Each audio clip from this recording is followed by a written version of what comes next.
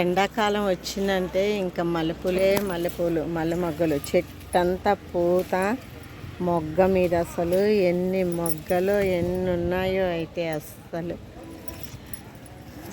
కొమ్మకి పూలు ప్రతి దీనికి ఎన్ని లెక్కలేనన్ని ఉన్నాయి. చాలా పూలు. ఇది చూడండి మొగ్గలు అసలు